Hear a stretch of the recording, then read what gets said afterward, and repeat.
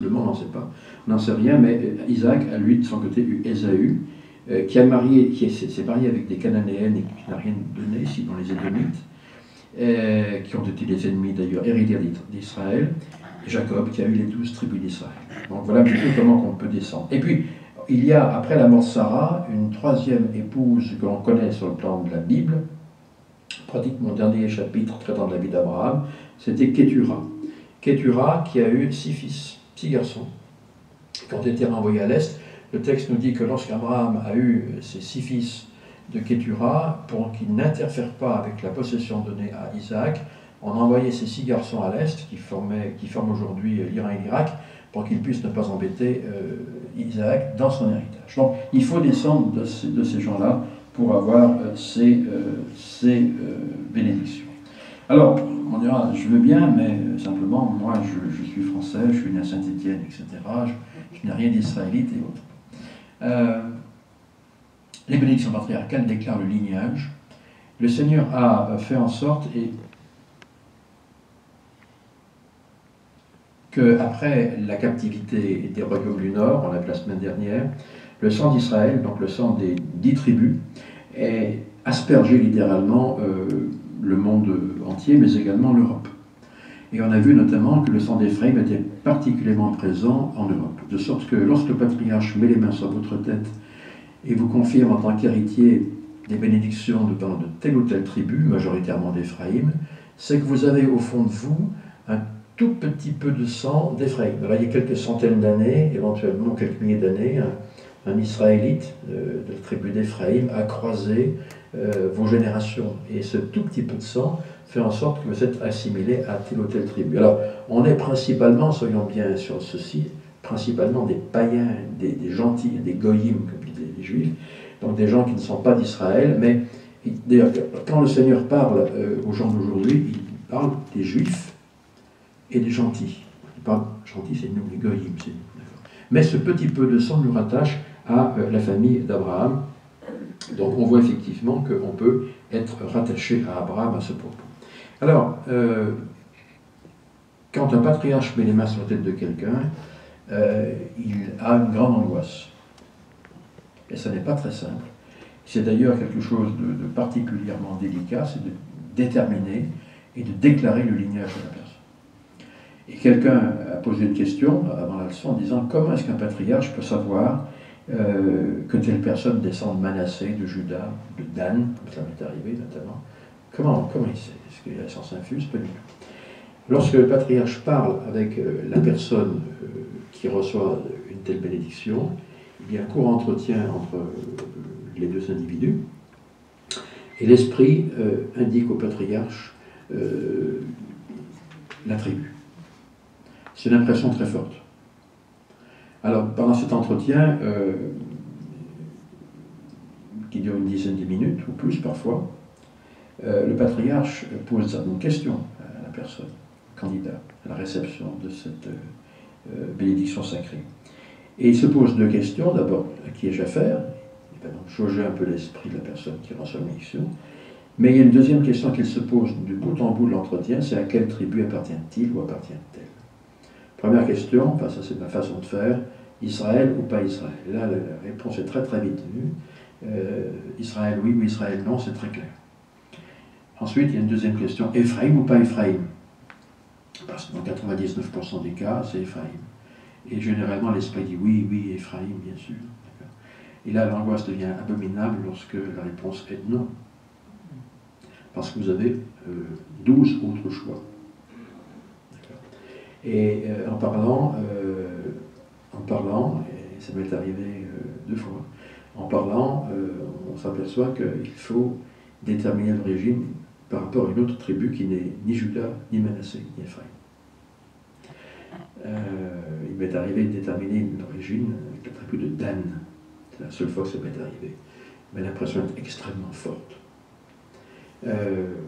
Donc voilà un petit peu comment les choses se passent. Les gens qui sont de Juda ont quelle bénédiction?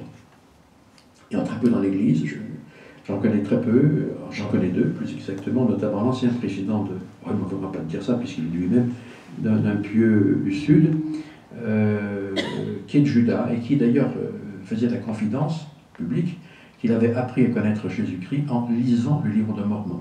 En fait, il a découvert le personnage de Yoshua, Jésus, non pas dans la Bible, dans le Nouveau Testament, mais dans le livre de Mormon. Donc il m'a dit, moi j'ai une approche judaïque et également extérieure, tout à fait différente de vous qui étiez catholique ou protestant initialement. La mission de Judas, peut-être qu'il y a des gens qui sont Judas dans la salle, d'abord c'est de garder les alliances, garder les annales. Rappelez que lorsque Néphi voit les derniers jours, et notamment, pas uniquement les derniers jours, mais la passation de l'évangile des Juifs aux gentils, le Seigneur lui dit, tu vois que l'évangile passe des Juifs aux gentils par la bouche du Juif. Et alors, le Juif en question n'est pas déterminé, d'accord, on peut penser que c'est le peuple juif en général, mais sans l'Israël antique, nous ne serions pas ici aujourd'hui, nous ne serions pas dans la même disposition, nous n'aurions pas les mêmes écritures, donc notre destin aurait été totalement transformé. Donc il faut être reconnaissant au peuple juif pour avoir gardé les annales et s'être battu pour les annales. Rappelez-vous ce qui se passe dans Josias. Dans Josias, le peuple a été pratiquement entièrement corrompu. Josias est un roi d'Israël qui est juste. Et il y a un problème terrible en Israël, c'est qu'on a perdu la loi. On n'a pas d'exemplaire de secours, on n'a pas Internet pour s'y raccrocher, on n'a rien du tout. Et un prêtre qui un jour fait le ménage dans le temple, casse une petite paroi pour agrandir une chambre dans le temple, on découvre un vieux rouleau de la loi, et là on va pouvoir avoir la loi. Donc les Juifs se sont attachés viscéralement à la loi, et c'est, je pense, ce livre, le livre qui les a sauvés par-dessus tout et par-delà les âges. On parle du peuple du livre. Les Juifs ne sont pas restés un, c'est-à-dire unis, relativement unis, en tout cas en tant que peuple, pour rien, et notamment par hasard. Ils sont soudés dans les termes, et par un livre qui est effectivement la Torah, et également les prophètes. Donc, premièrement, gardez les annales. Deuxièmement, ce sont des Juifs, ce sont des individus qui doivent reconstruire le troisième temple. C'est-à-dire le temple qu'a vu Ézéchiel, et qui doit être construit en Israël. Lorsque vous allez en Israël, il y a quelque temps encore, les Juifs exposaient dans une position haute de l'explanade qui fait face au mur des lamentations et où un ami de ma connaissance a eu des problèmes judiciaires. Le chandelier à cette branche, la menorah, qui est un chandelier immense, qui est fait d'or, disons, qui est plaqué en or. Donc il y a des groupuscules de Juifs qui préparent le retour et qui notamment préparent les instruments et les ustensiles du futur temple. Troisièmement, Judas doit rassembler Judas. Et c'est là où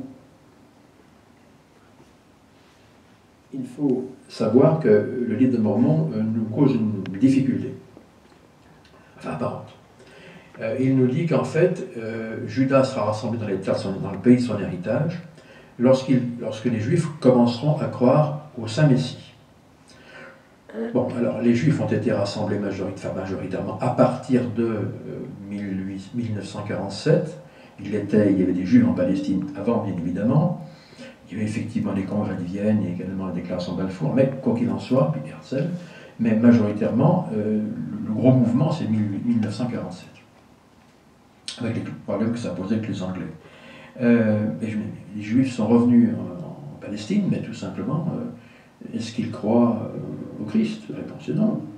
Quand vous allez effectivement devant une lamentation et que vous accrochez un Juif en disant « Que penses-tu de Yeshua ?» on va vous repousser, enfin disons, ça peut être très très très.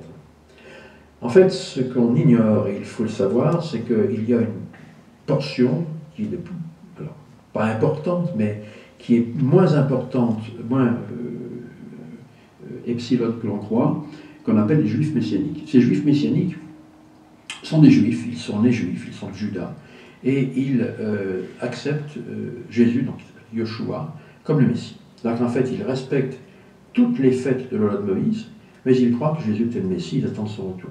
Donc ce sont des Juifs qui sont en mi-chemin entre le judaïsme et le christianisme. Alors, en Israël et près de Jérusalem, je montrerai sur la route à ceux qui viennent avec moi, il y a un kibbutz de Juifs messianiques. Et là, on voit, alors on n'est pas en Ohio ou dans le Kentucky, hein, on est en Israël, ce sont des Juifs messianiques qui forment des communautés des kibbutz, hein, qui sont effectivement attachés à leur terre, qui sont rejetés. Il y a 120 communautés à peu près de juifs messianiques en Israël, les gens qui croient au Christ, qui sont honnis par leur correctionnels, par leurs homologues juifs traditionnalistes, et leurs assemblées prennent un petit peu la forme d'assemblées, j'allais dire, baptistes ou pentecôtistes. C'est un mélange des deux en quelque sorte. Mais rappelons une chose, c'est que les Juifs ont pu revenir en Israël, notamment parce qu'ils ont commencé à croire au Christ. Alors, de façon extrêmement imparfaite et incomplète, mais les Juifs messianiques sont véritablement une sorte de bourgeon qui éclot et qui nous montre un petit peu que ceci était possible. Bon, vous voyez, les alliances se font. Ceux qui est de Juda a une mission notamment très très importante. Et puis, la mission de Juda, c'est la résilience. Le peuple juif a résisté à tout, même au pire. Donc, quelqu'un qui est de Juda, j'en connais quelques-uns, donc, comme je vous l'ai dit, montre beaucoup de résilience par rapport aux difficultés. C'est quelqu'un qui ne lâchera pas. Il plante ses dents, il ne lâchera pas. Et ça vaut une chose. Nous qui ne sommes pas de Juda, parfois, enfin, c'est mon sentiment, on se décourage. On parle beaucoup de découragement parfois. Eux, jamais. C'est dans l'ADN, c'est dans les gènes, ils ne se découragent jamais, ils vont, ils foncent, ils franchissent, ils franchissent les obstacles. Donc, immense respect à ce propos. Les Juifs se rappellent leurs alliances, notamment par les fêtes, et alors, ils se rappellent deux personnages principaux, c'est Abraham et Moïse, et qu'ils appellent Abraham notre père, Abraham Abinu, et Moïse, c'est Moïse notre maître, Moïse Rabbinou. Et l'humour juif indique qu'avec des ancêtres comme Abraham Abinu et Moïse Rabbinou, comment pouvaient-ils être autre chose que des spécialistes en matière de confection textile? Voilà pour Juda. Éphraïm, qui nous concerne plus particulièrement. Alors, Éphraïm, je reviens sur ce qui avait été dit. Éphraïm a donc aspergé par son sang l'Europe entière. Je voulais simplement faire une parenthèse qui est intéressante.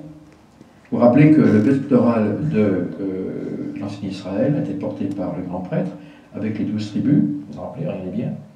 Vous rappelez que David, le lion de Juda, jouait d'harpe.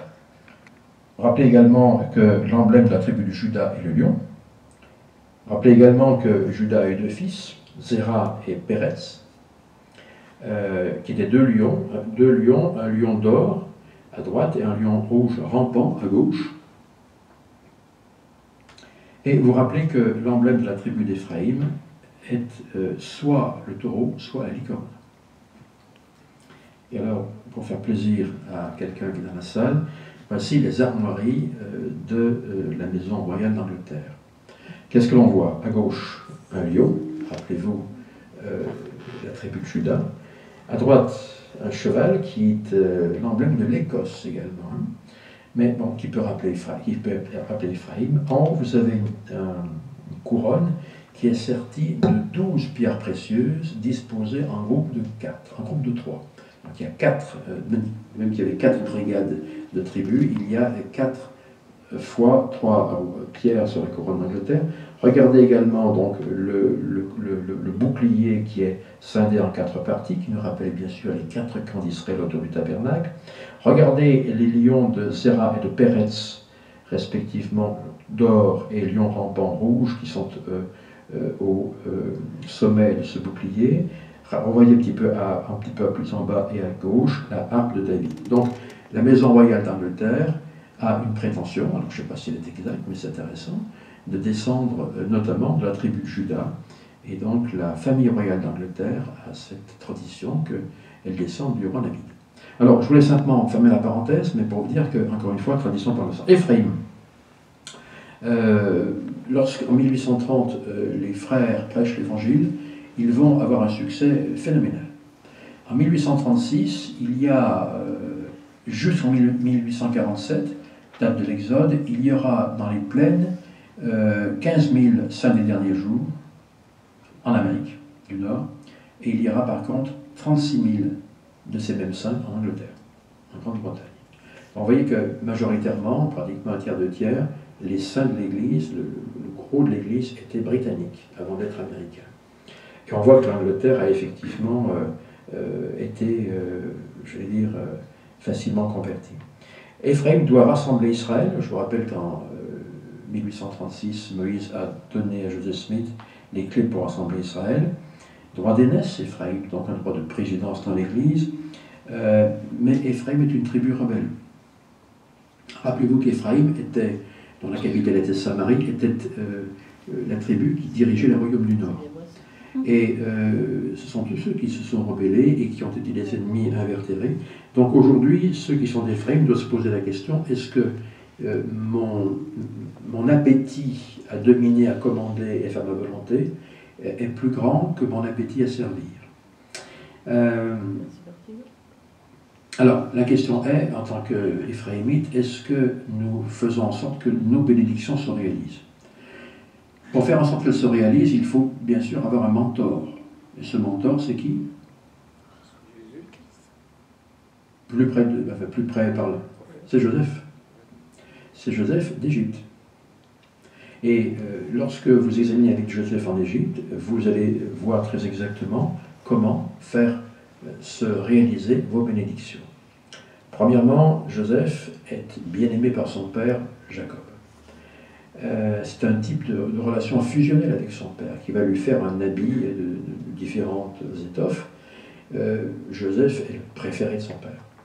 C'est pas le premier, c'est pas le dernier enfant, mais c'est sûrement le plus spirituel. Alors, Joseph est un type du Christ. Est-ce que nous sommes aimés par notre Père, et est-ce que nous aimons notre Père? Non pas mortel, mais céleste cette fois. Est-ce que Éphraïm se caractérise par un amour indéfectible de son Dieu, plus que toute autre tribu? Deuxièmement,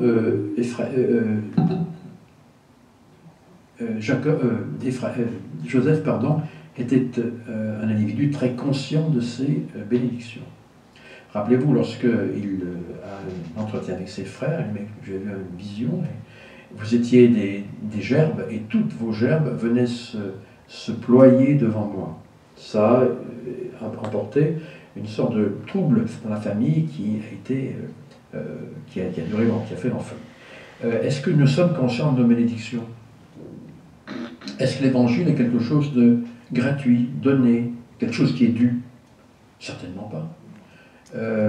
John Taylor, qui écrit la dernière section après la mort du prophète Joseph Smith, nous dit que cela a coûté, l'évangile a coûté le meilleur sang du XIXe siècle.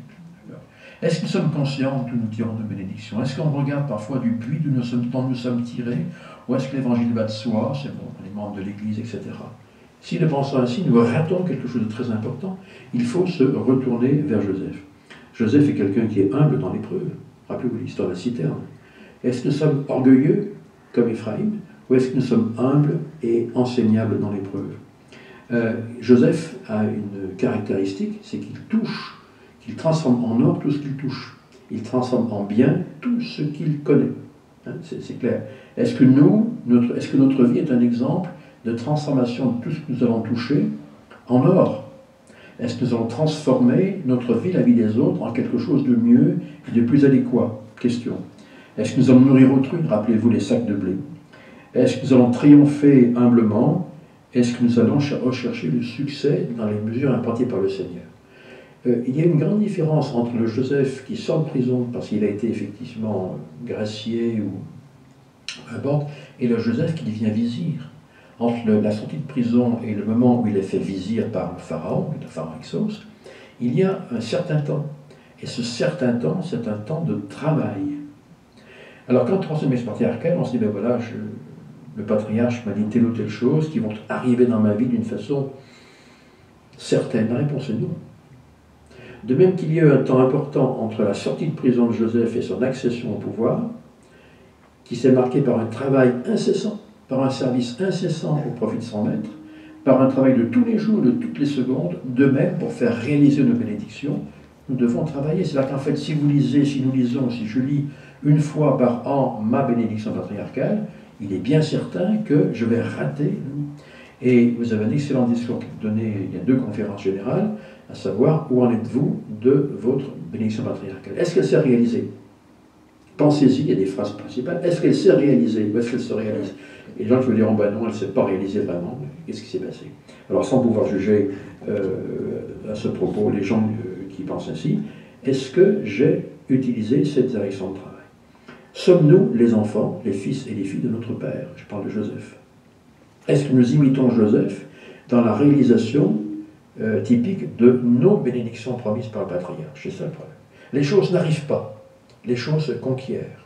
Quand on a compris ceci, on a pratiquement tout compris. Les choses n'arrivent pas, elles se conquièrent. Manassé. Manassé, on a des gens qui sont notamment des îles du Pacifique, et beaucoup d'entre eux sont des gens de Manassé. Manassé doit aider Éphraïm et il peuple les îles de la mer. Alors, il y a une chose intéressante qu'il faut relever. Il est toujours assassin, n'est-ce pas? Je ne suis pas d'Abraham, je ne suis même pas d'une tribu d'Israël. Est-ce que j'ai droit aux bénédictions? Puisque c'est une affaire de famille et de descendance royale ou divine. C'est possible, Abraham n'était pas le seul homme. Il y a des gens sur terre qui ne sont pas d'Abraham. Joseph Smith a résolu le problème, non pas par un tour de passe-passe, mais par une référence à l'Écriture.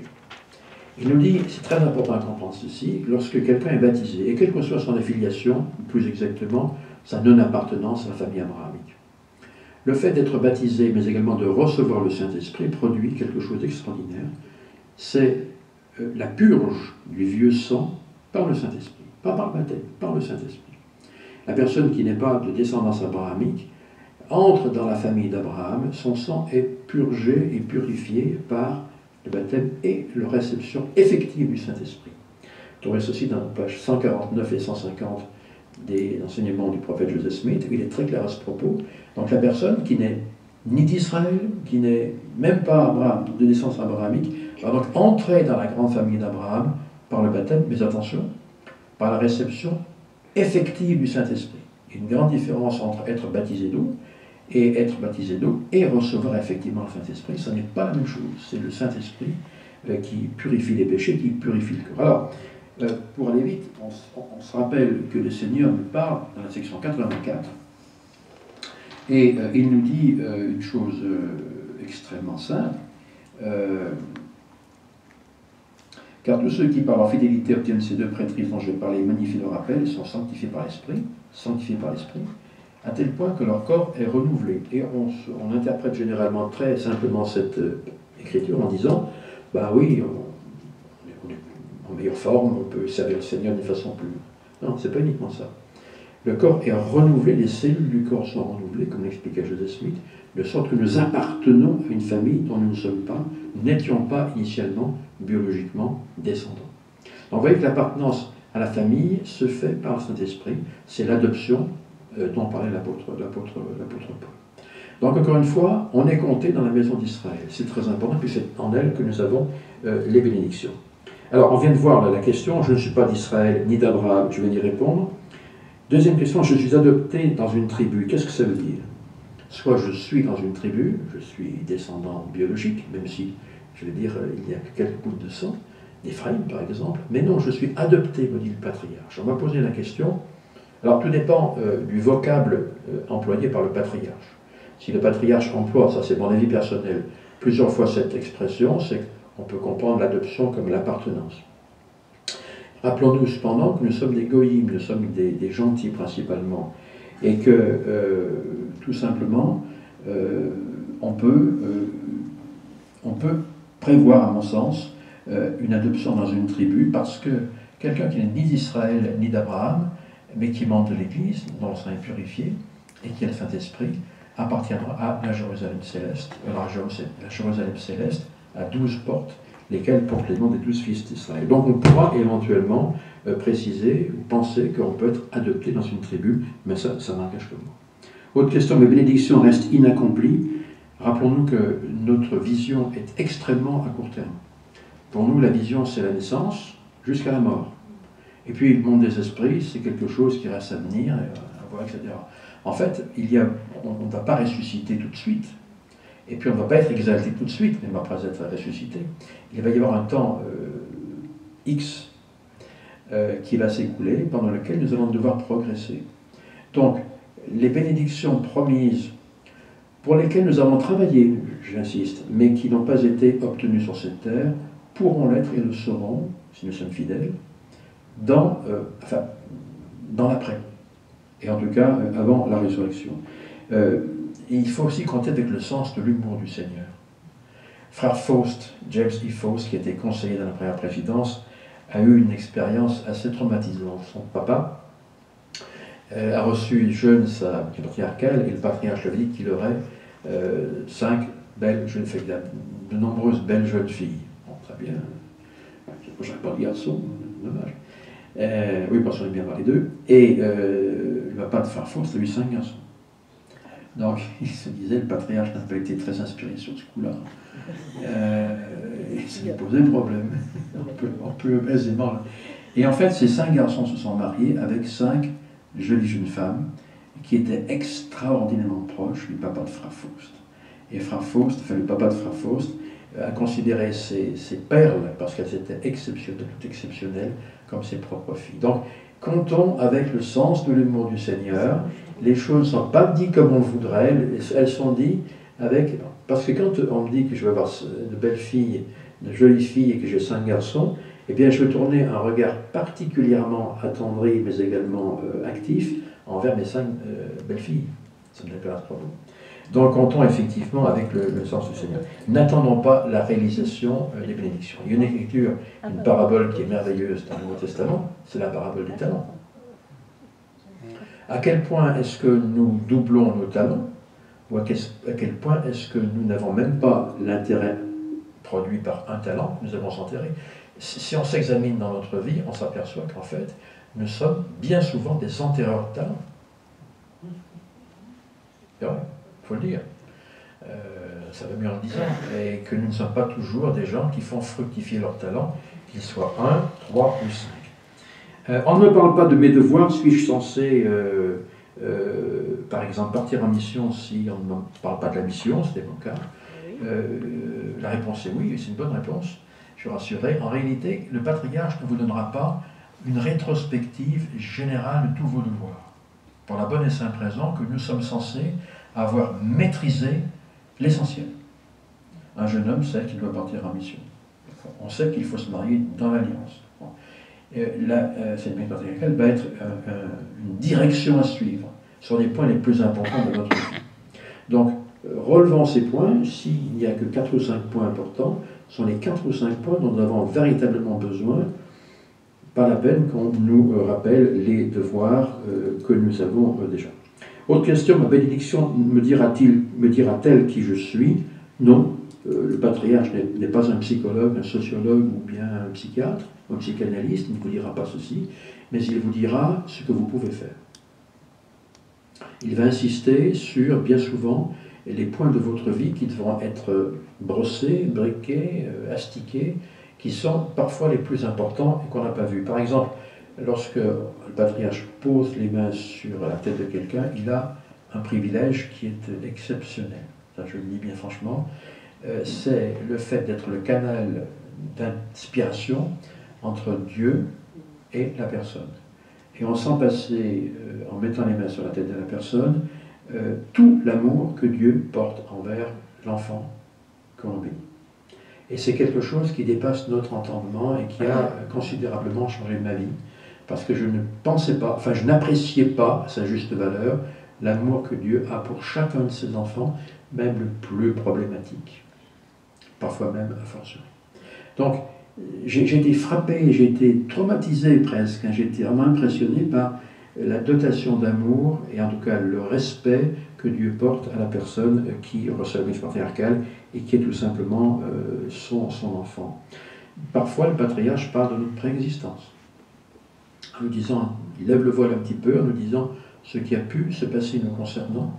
Il est important de savoir où tourner nos yeux pour savoir d'où nous prenons notre bénédiction. Par exemple, quelqu'un qui a été fidèle dans la préexistence pourra, je ne dis pas que c'est le cas général, mais pourra avoir des bénédictions, par exemple être né dans une famille membre de l'Église ou avoir une meilleure compréhension des choses.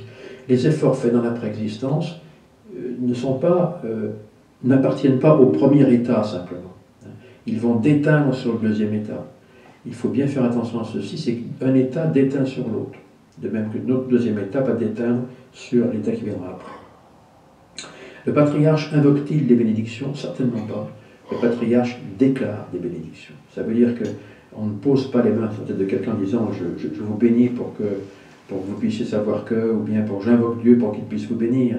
Puisse Dieu vous bénir, pas du tout. La personne qui est le patriarche donne une indication précise, la personne déclare les bénédictions, elle ne les invoque pas. Quelle est la valeur scripturale d'une telle bénédiction? Elle n'est pas écriture pour l'Église, ça nous le savions déjà, mais elle est écriture personnelle pour nous, c'est-à-dire que nous allons être en particulier jugés par les livres qui sont ouverts. Et dans les livres qui sont ouverts, il y a un texte très court qu'on appelle bénédiction patriarcale. Et il nous sera demandé ce que nous avons fait de cette bénédiction et de ce qui était contenu. Donc, nous, l'importance de travailler dessus, c'est notre outil de travail. Mes enfants n'appartiennent pas à la même lignée. Oui, pourquoi? C'est extrêmement simple. Je vois qu'il y a des hochements de tête dans la salle. Parce que nous sommes un peuple gentil, goïm, et bien souvent, il y a des sangs mêlés. Même au sein des tribus d'Israël, il y a des sangs mêlés. Et parfois, le patriarche a beaucoup de difficultés à déterminer quel sang prédomine sur les autres. Donc, il n'est pas, vu le caractère de la personne, impossible que l'un soit d'Éphraïm, l'autre de Manassé, ou l'un d'Éphraïm, l'autre de Juda. Quoique je n'ai encore jamais vu coexister le sang d'Éphraïm et de Juda. Quoique. Comment le patriarche sait-il à quelle tribu j'appartiens? J'y ai répondu. Et puis une réponse, une question. Comment le patriarche, qui ne connaît pas la personne en question, peut-elle donner des bénédictions si précises? Il y a un entretien qui intervient entre le patriarche et la personne qui est pétitionnaire, on va l'appeler comme ça, avant la bénédiction. Et là, beaucoup de choses se passent où le Seigneur révèle les choses. J'ai eu une expérience traumatisante la première fois que j'ai dû bénir quelqu'un. C'est un jeune homme qui partait en mission, à notre pieu. À une conférence de pieux, celui-ci m'a pris par la main, sans vous rappeler, après la conférence, vous me bénissez, n'est-ce pas? Et il m'a regardé en me disant, si vous saviez comme j'ai peur. Et je me suis entendu lui répondre silencieusement, mon cher garçon, je connais quelqu'un qui a beaucoup plus peur que toi. C'était la première fois qu'il faisait ça. Et on s'est serré la main, et lorsqu'il m'a serré la main, j'ai su, une fraction de seconde, exactement ce qu'il fallait que je lui dise. Donc, Dieu nous aide on ne connaît pas la personne, mais l'Esprit est là pour nous révéler des choses en une fraction de seconde qu'on ignorait bien évidemment et qui sont très très importantes. J'ai donné la bénédiction avec un esprit détendu. Je n'ai fait que répéter ce que j'avais reçu dans cette poignée de main, une fraction de seconde, envers ce garçon qui a servi comme missionnaire. Puis-je avoir un additif à ma bénédiction patriarcale? La réponse est oui, mais attention, l'additif peut se donner dans deux circonstances. La première, votre patriarche oublie de déclarer votre lignage. Ça arrive, ça ne devait pas arriver. Comment un patriarche peut-il oublier le lignage, puisqu'on a vu, le lignage est important. Mais de la même façon que Léhi n'avait pas vu que les eaux qui séparaient le grand espacieux édifice de l'arbre de vie étaient sales. Néphi l'a vu, pas Léhi. Pourquoi? Parce que Léhi avait les yeux qui étaient attirés vers autre chose. Donc, ça peut arriver. Et donc le patriarche donne une seconde bénédiction très courte, où il déclare uniquement la lignée.